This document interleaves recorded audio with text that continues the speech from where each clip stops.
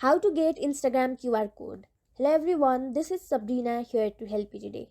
So without any further ado, let's get right into the video. Launch your Instagram application.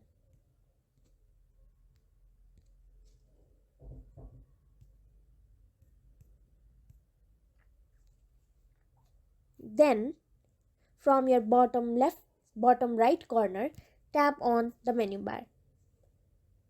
After that, you will see the option of share profile. And after you flip this card, you will be able to find your QR code as well as your username. Simply select download and select QR code, save QR code and done. So that's how you do it.